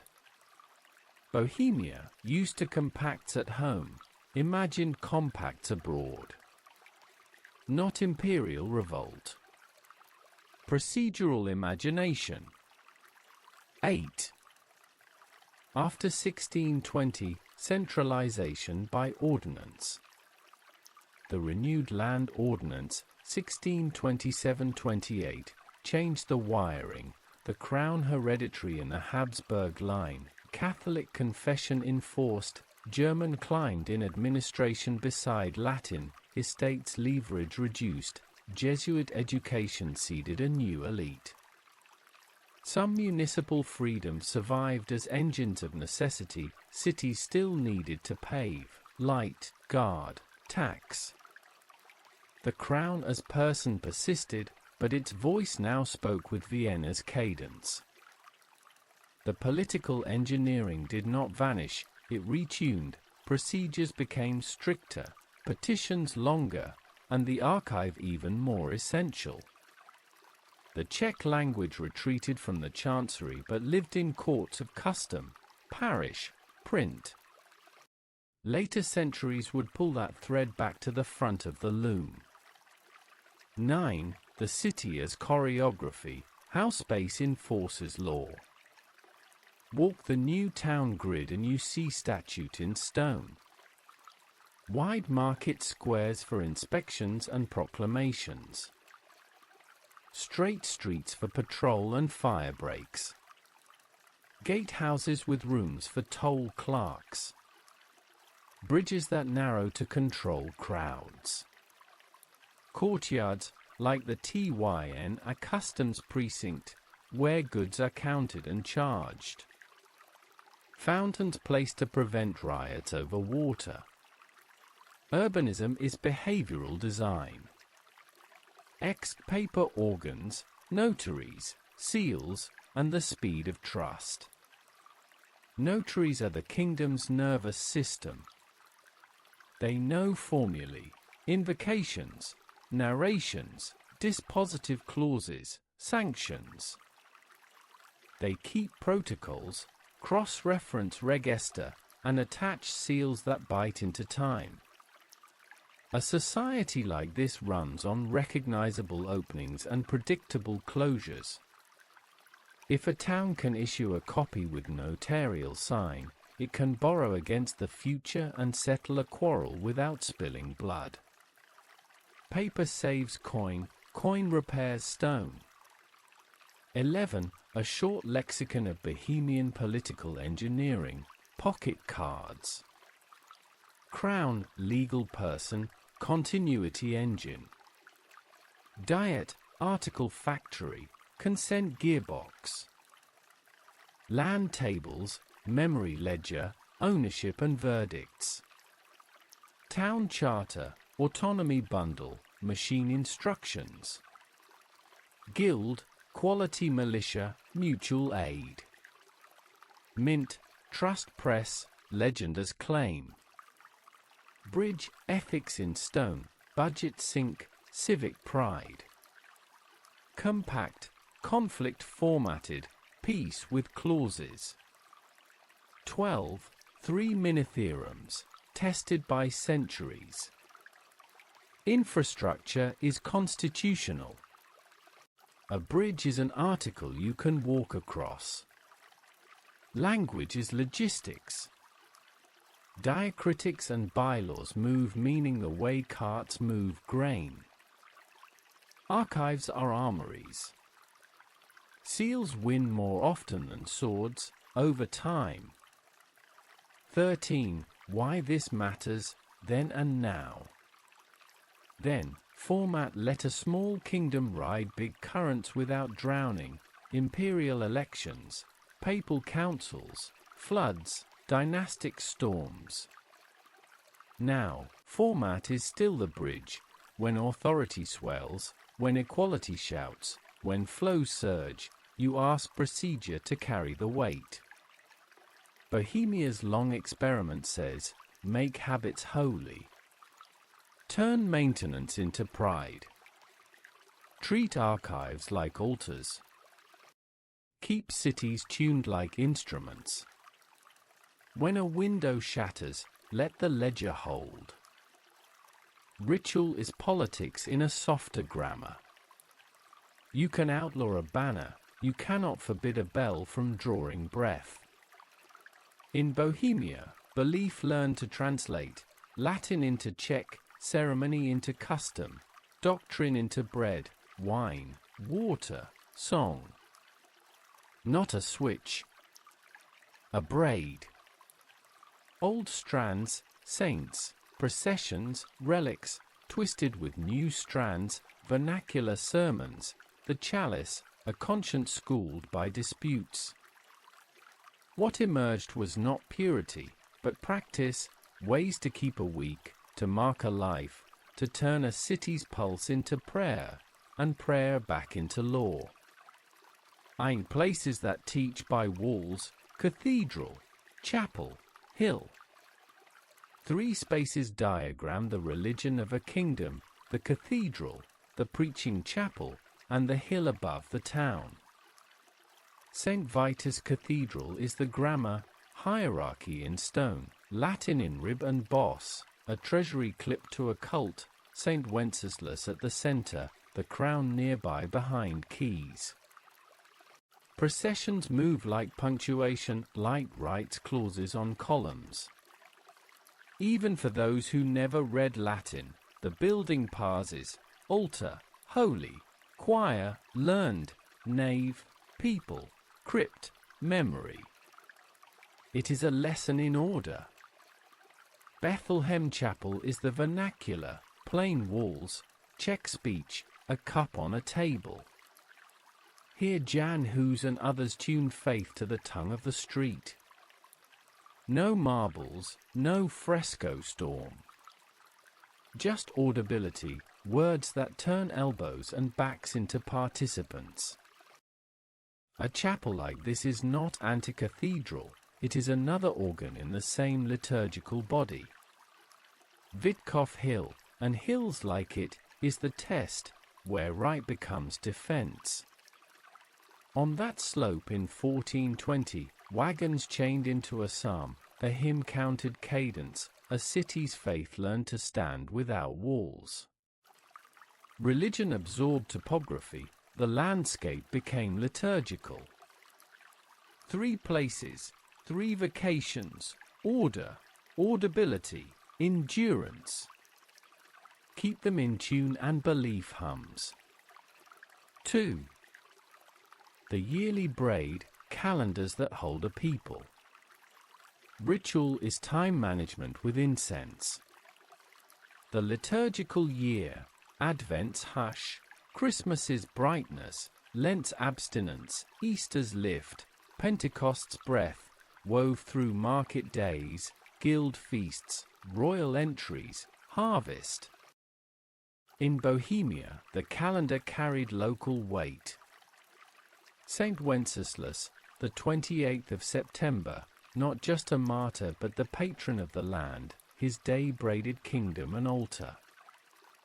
Corpus Christi, processions that taught the city to walk in order, guild after guild, canopy over the sacrament, streets chalked with petals.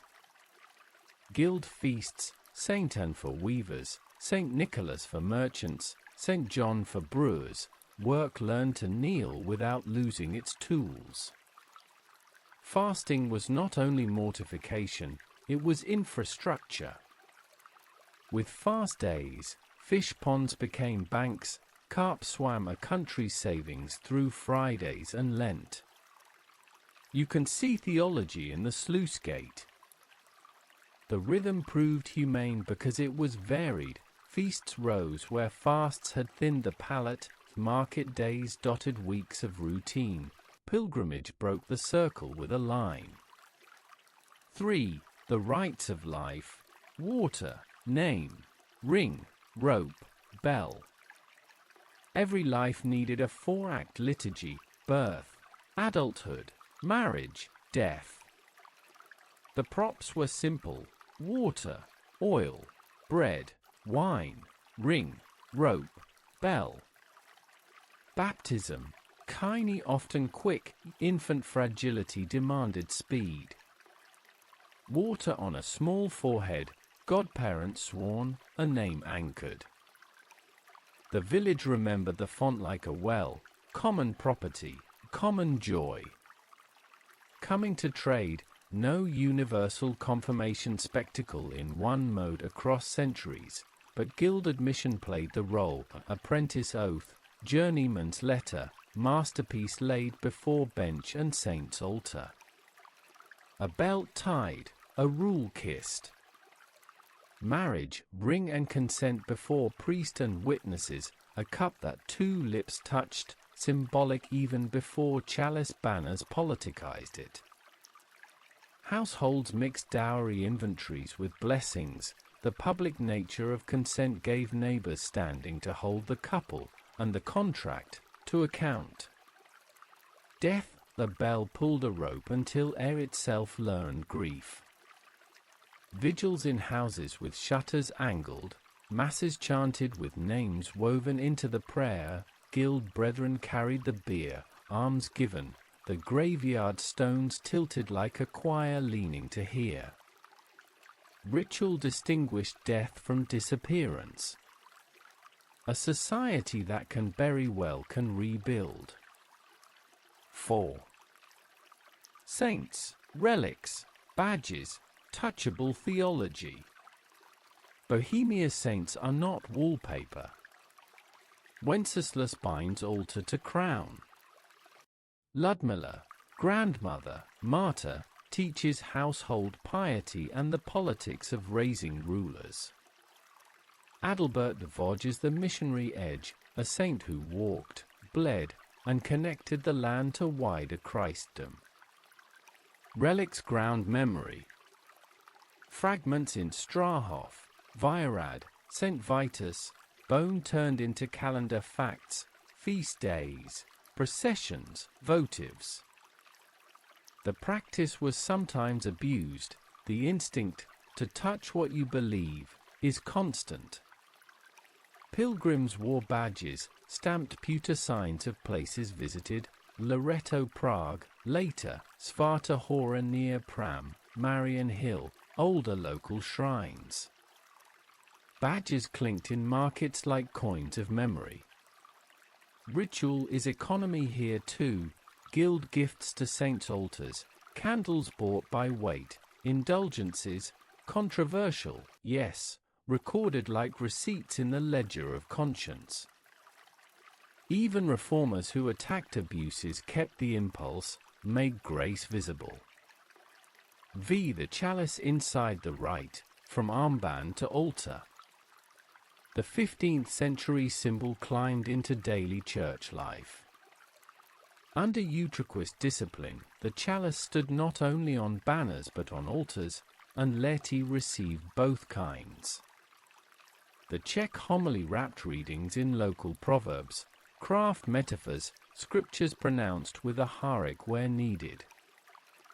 Parish life became articulate. You could ask, you could answer, you could confess in a tongue you dreamed in. It wasn't chaos, it was choreography. Parish statutes specified who approached, in what order, what prayers. The ritual trained patience and reciprocity, liturgical skills for civic life. 6. Song as participation, from psalm to street. If ritual is memory, song is its sticky note. Hussite chorales, most famously Kto Ju Boi Bajovnasi, did double duty, devotion and discipline. The melody held the line, the words drilled purpose. Later, the unity of the brethren, Unitas Fratrum, fostered congregational singing, Czech psalters, and eventually translations that gave the language literary muscle. Think the later Chalice Bible, outside our century here but inside the trajectory. Song is also domestic, lullabies with saints' names, work songs in fields, Christmas hymns around ovens. If power pushes language out of the chancery, the song smuggles it back into hearts. 7. Theatre and Baroque light, the Counter-Reformation pedagogy. After 1620, ritual turned spectacular. Jesuit theatre staged morality plays, Baroque churches washed cities in curved light, processions lengthened, Marian devotions, e.g., Svata Hora near Pram, the Loreto in Prague, gave focus to penitence and petition. You can condemn the policy and still admire the craft, paint, stone, music, incense, sensory catechism. Ritual reasserted hierarchy, but it also taught tens of thousands who never touched a book. The language map shifted, German and Latin at official altitudes, but Czech clung to home and parish, catechisms appeared bilingually, some priests code-switched, reading the room to catch a soul. Ritual again performed the translation work politics could not. 8. House religion, where law cannot reach. Between parish and palace lies the room, a corner shelf with a print of a saint, a small cross, a rosary coiled in a bowl, a wheat sheaf at Christmas, a loaf scored with a cross before the oven's mouth. Threshold chalk at Epiphany, C+M+B, sprinkled salt, blessings mumbled by grandmothers whose theology was a calendar of gestures. Reformers attacked superstition, confessors trimmed excess, yet the house made its own breviary, because humans want to touch luck and grace every morning. The state can tax, a priest can exhort, but only the house can repeat. Repetition is the mother of identity. 9. Confession and conscience, formats for the inner life. Reform sharpened conscience. Preachers urged examination not as scruple harvest, but as craft, a checking of scales before market day. Confession moved with languages, Latin for rite, Czech or German for explanation and counsel. Penance loop back into economy, return what you took, bake bread for the poor, fix the bridge you broke. This is not moral accounting, it is civic repair through ritual. The quiet heresies of daily life, humor, patience, work. Most days weren't councils or wars. They were bread and soap. Humor was a licensed heresy against fear. Proverbs, Czech, German, pinned moral heuristics to the wall: help your neighbor, but count your change, pray hard, but bolt the door. Work began with a sign of the cross, not to sanctify drudgery, but to align it, your efforts stitched to providence. In this register, ritual was not a separate sphere. It was the rhythm of hands. 11. Frictions unfold ins, where old met new without breaking. Conflicts did not vanish, they folded into formats. A town might walk Corpus Christi with clergy and guilds together, and the next day hear a Czech sermon prick the conscience of the rich. A family might keep a St. John bonfire and still argue about cup or not at table. A university could teach Aquinas in Latin and debate articles for a Utraquist compact in Czech. Bohemia's trick was not a final victory of one mode, but a braid strong enough to pull a cart. 12. 3 compact theses, pocketable. Audibility is mercy. A sermon in the people's tongue is a distribution of dignity. Ritual is logistics. Calendars, fasts, processions move bodies toward goods, order, repair, alms. House altars outlast edicts. Policy flips, repetition remains. 13. Why ritual mattered to politics, and still does. Because ritual trains what politics spends: patience, turn-taking, shared silence, the habit of standing in order so a fragile object can pass. A society that has carried a monstrance under a canopy can carry a budget through a council: steady pace, agreed route, no elbows. A people that has sung together can disagree without leaving key. A city that repairs a bridge out of piety will repair a bridge out of budget. The forms migrate, the virtues stay. One line to pocket: ritual made equality audible and authority bearable. It taught a city to move as one without thinking like one. Great kingdoms are carried on small shoulders. A nation is a table set at dawn, a ledger balanced by noon, a lullaby hummed at night.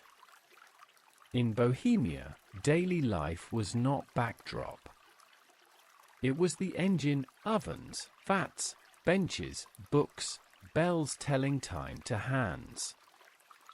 If power argued on bridges and in diets, people turned that argument into bread and order, 3 times a day.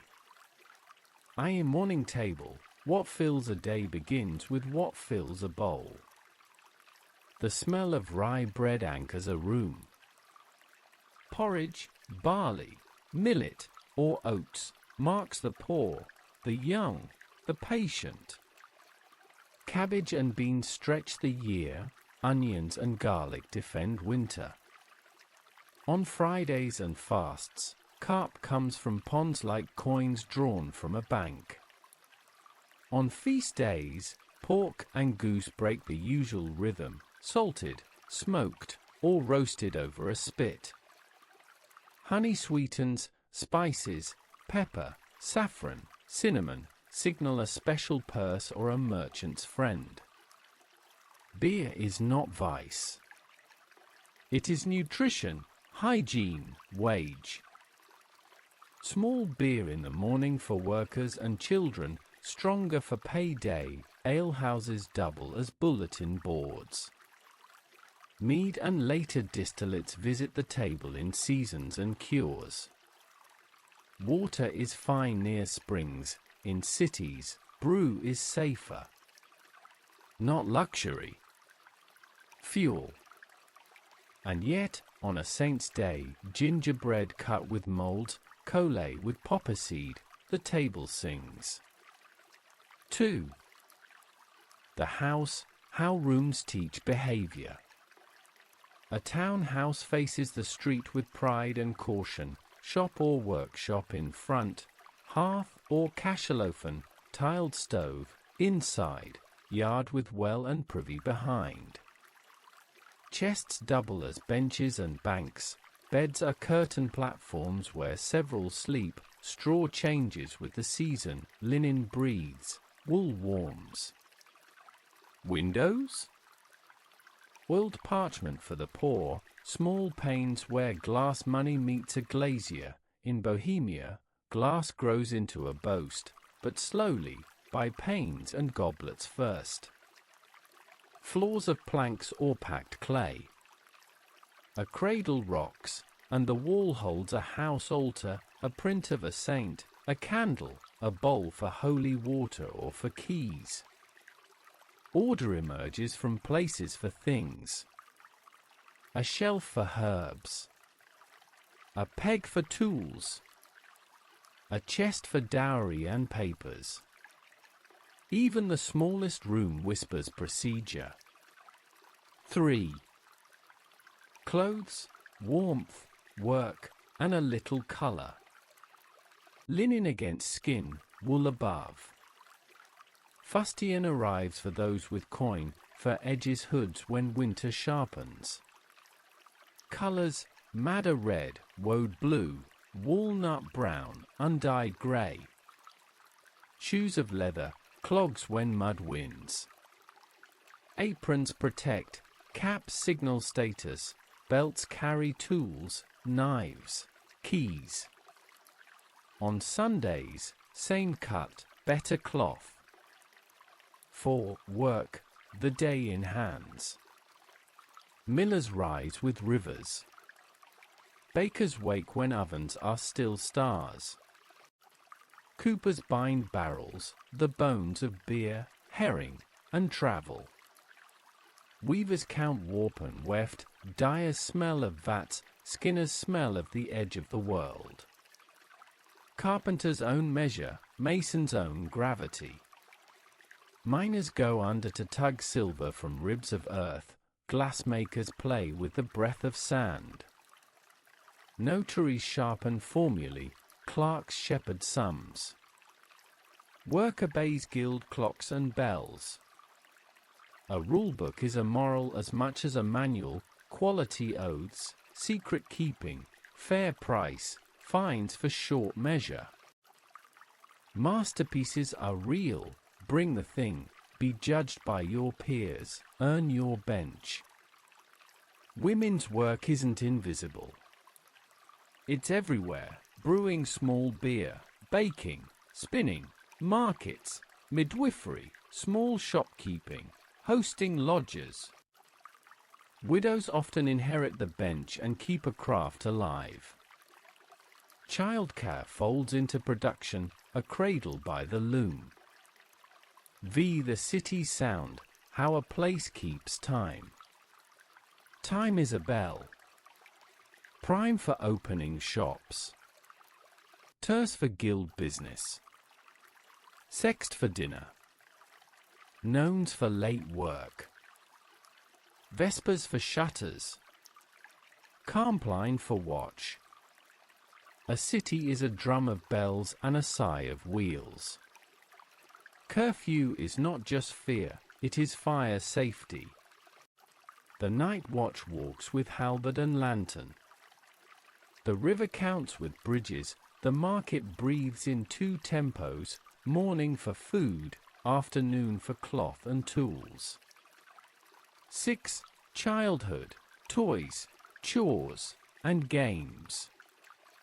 Children work early, fetching water, carding wool, scaring birds from fields. But they also play wooden tops, knucklebones, dice, tag, hoops, hobby horses, miniature carts. A rag doll wears scraps from mother's hem. Songs teach counting, riddles sharpen tongues, proverbs stick like burrs. School appears by layers, parish ABCs, cathedral song schools, university for the few, Jesuit classrooms after 1620 for the rising elite. Many learn by apprenticeship, a craft is a curriculum. 7. Letters and numbers, how knowledge moves. A merchant's letter is practical poetry, date, place, goods, price, promise. A charter is a spell, invocation, narration, disposition, sanction. Registers, city, land, are a country's second spine. Check elbows in more and more after orthographic reform. German keeps the pulse of town business, Latin stays for universals and ceremony. 8. Health, herbs, baths, bones. A herb woman knows yarrow from plantain, willow bark for pain, garlic for courage and guts, honey for wounds. Apothecaries sell syrups and powders, measure in drams and scruples. Barber surgeons bleed, lance, pull teeth, set bones with splints and prayers. Baths? Medieval towns often keep bathhouses, steam, tub, talk, until fears, plague, sin, or ordinances shift the tide. Still, washtubs at home, linen boiled in copper, louse combs at the ready. Midwives are pillars, they carry reputation like a diploma. 9. Markets and fairs, the city's lungs. Weekly markets keep bread moving, seasonal fairs pull strangers into the square, cloth from the west, salt from the east, spices from farther still. Alongside goods come jugglers, mummers, news. Prices post in chalk, weights meet inspection, tolls bite at gates and bridges. X. Travel and roads, how the world arrives. Roads are mud and promise. Packhorses carry spice and silk, carts take salt and grain, riders bring letters, pilgrims carry prayers. Posting inns feed bones and news, ferries stitch marsh to firm ground, bridges take toll and give confidence. A traveller learns passwords, saint days, river moods, which gate closes early. 11. Money and measure, trust, counted and weighed. Weights are iron. Measures are wood. Rods hang in public to prevent cheating, bushels are checked by the crier, the Prague groschen stays the backbone until new mints and times arrive. Tallies notch debt, shorties bind neighbours, pledges sleep in chests. 11. Money and measure, trust, counted and weighed. Weights are iron. Measures are wood. Rods hang in public to prevent cheating, bushels are checked by the crier, the Prague groschen stays the backbone until new mints and times arrive. Tallies notch debt, shorties bind neighbours, pledges sleep in chests. 12. Safety and order, the low hum of peace. Watchwords change nightly, gates close with a bar, bridges narrow to control, order by design. Fire is the city's terror, buckets hang ready, bells change note for alarm. Bylaws forbid thatched roofs in cause, chimneys get laws, ovens are inspected. Punishment is public and graded, fines, stocks, pillory, rarely rope. Banishment empties a bench and warns a street. The point is not cruelty. The point is predictability. 13. Faith folded into chores, the calendar lives indoors. Mondays for washing. Thursdays for baking. Friday fish. Advent shortened songs, Lent thin soups, Easter adds eggs and bells set free. St. John fires in June, St. Martin goose in November. The year is a bracelet of food, fire, and stories. Even skeptics keep the rhythm, because markets and marriages obey it. 14. The poor, the stranger, the margin. Alms at church doors, hospitals, Xenodokia, for travelers and sick, often under religious houses, confraternities organize charity. Poor boxes seal with 2 keys, officials count aloud. The stranger registers at an inn, the Roma camp beyond walls, Jews cluster in their quarter, taxed and protected, or not, depending on the year's weather in power. Mercy and suspicion share a bench. 15. Evenings, stories, dice, thread. After shutters, people sit with thread and stories. Dice click, cards appear later, creeping from soldiers' packs to tavern tables. Ballads name local sinners and saints. Proverbs judge quickly. A violin or bagpipe draws a circle. Neighbors visit because walls are thin.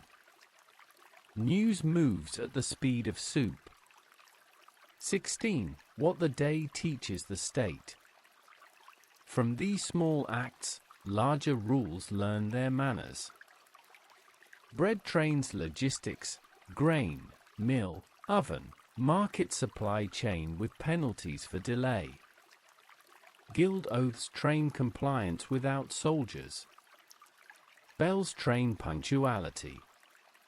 Communal cups train sharing and waiting. Registers train memory with names and numbers, not with spears. A polity that respects the baker's night respects the bridge's budget. A country that insists on weights and measures is already halfway to law. A childhood spent in song makes an adulthood spendable in assembly. 17. Uncertainties and honest edges. We will not pretend to know the exact menu of every decade, the bathing schedule of every guild, or literacy rate street by street.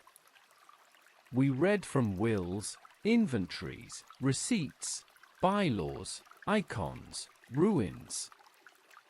We infer from tools and from stains. The line between custom and law wavers by parish and century. Yet the contour holds bread, beer, pond fish, guild and market, bells and books, work that teaches and a prayer that organizes. 18. 3-pocket theses for a producer's whiteboard. Maintenance is morality. Look for budgets, ovens, bridges, lamps. Audibility is equality. If the street understands the words, it will obey the rules. Repetition is identity. What you do weekly outlives what you shout once. A kingdom survives when its habits survive. Bohemia's habits did. They changed uniforms, crossed alphabets, learned new cables and clocks, but the old grammar remains audible: lion for authority, chalice for participation, bridge for interdependence. Flags remember, streets pronounce, glass catches light, archives refuse to forget, and in the digital century, keys still require several hands. Flag and arms, the lion that learned to time travel. Look at a modern coat of arms and the double-tailed lion still patrols the red field, crowned, rampant, a glyph of continuity. He outlived scripts, empires, and fonts. He moved from seal wax to enamel, from battlement to passport, from mint die to government letterhead. Why does it matter? Because pictures store constitutions. A citizen who never read a medieval charter can still point, "This is ours." 3 functions persist. Rank, a memory that this land once voted for emperors and now votes in assemblies. Responsibility, force bound to rule, not appetite. Memory, the second tale as a habit of carrying forward. 2. Language, diacritics as a public technology.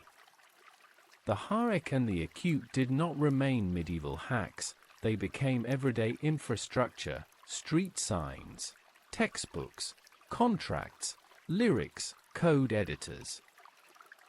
Orthography is a public good, it compresses ambiguity, lowers the cost of understanding, pushes dignity down to the street. You can still hear the old experiment, vernacular plus precision. Analogy for the present, diacritics were a character set upgrade. They made the system lossless. A sermon in Czech circa 1409 and a city website today share a thesis: audibility is equality. 3. Toponyms, the city as a syllabus. Names are syllables of history. Carl of Most, Charles Bridge, still choreographs mornings and tourists and protests. Vaclavska NA with acute MST. Wenceslas Square stacks events like a ledger. Virad, Karltane, TYN, Kutna Hora, each a chapter with intact page numbers. You can walk the curriculum, Bridge Square Hill Vault Mint. 4. Glass and craft, the chalice turns into trade. Bohemia's glass is ritual turned export. The old cup became crystal, processions turned into catalogues, the skill of breath and furnace into design. A goblet on a modern table is not propaganda, it is a memory you can drink from.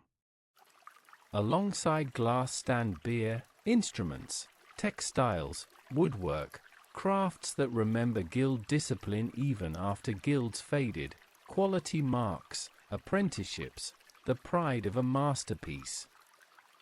V. Archives and law, the paper organ still beat. The medieval love of formats, invocation, narration, disposition, sanction, survived into civil codes, municipal ordinances, registries, and the modern cult of archives.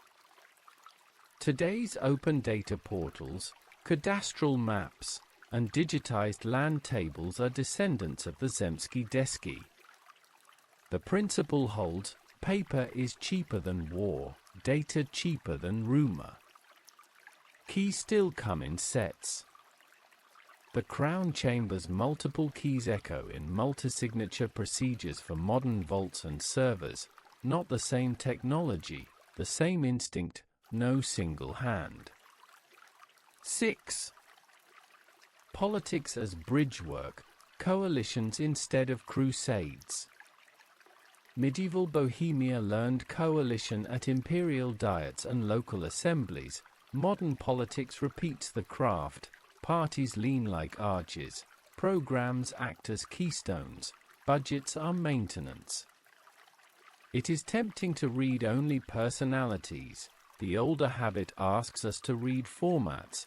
Who drafts? Who countersigns? What clause locks the arch? 7. Defenestration and the caution of drama. The word defenestration travels in headlines everywhere now. It is a Bohemian loanword for what happens when procedure fails and theatre takes over. The legacy is not celebration, it is a warning label: keep windows for light, not for arguments. Format conflict, or gravity will do it for you. 8. The university and the street, knowledge that still drafts budgets. Charles University is not a relic, it is a pipeline. The medieval bargain, or funds chairs, chairs train clerks, clerks draft bridges, reappears in today's research, courts, and civil service. A city that believes knowledge is municipal continues to pave better and argue cleaner. The lesson persists, lectern ledger lintel, word policy stone. 9. Europe and the hinge instinct, small center, long arms. The medieval elector with long reach becomes the modern member with alliances, supranational courts, councils, funds, compacts by another name. The old proposal of George of Podbrady, a league of princes bound by court and treaty, reads today like an early sketch of cooperative security. The instinct survived, solve fear with procedure before steel. Bridges in code, networks as civic ethics. A bridge is a protocol in stone.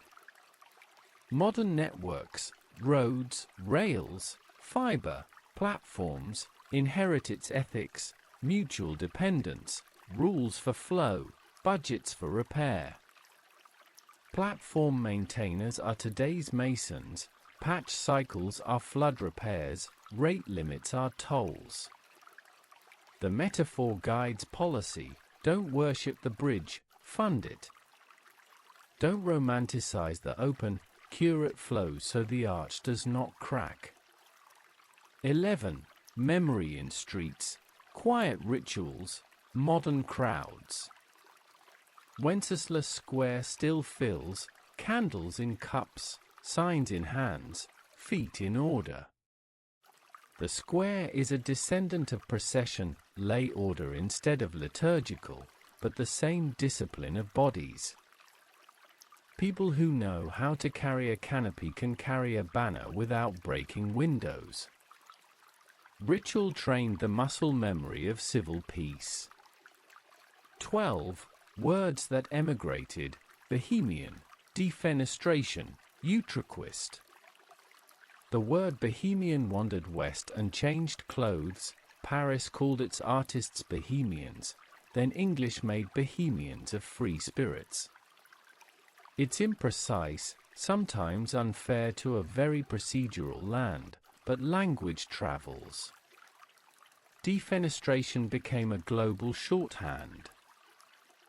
Utraquist sleeps in footnotes but wakes whenever a society debates participation inside a rite, be it liturgy, law, or platform rules. 13. What stays of the three, lion, chalice, bridge, a modern catechism? Lion today equals rule of law and state continuity, courts, officers, the boring glory of procedure.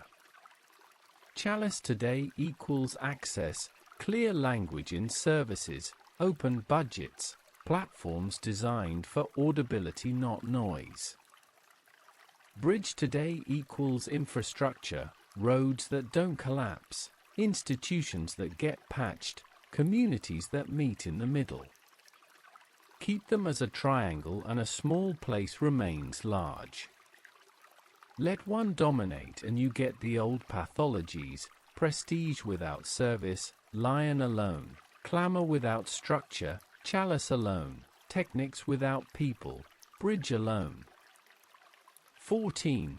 Three-pocket theorems. For now. Maintenance is memory with a budget. Clarity is equality in print. Redundancy is resilience, several keys, several arches, several parties. 15. Why this matters to us and our feeds. In an age that loves hot takes and single keys, Bohemia's cool habit says, share the keys, format the quarrel, fund the bridge, speak plainly. Not romance. Routine. The kind that keeps a city warm in February and a polity calm in November. the kind that turns symbols into tools. One line to pocket, keep the lion honest with law, the chalice honest with articles, the bridge honest with repairs, and tomorrow will recognize today.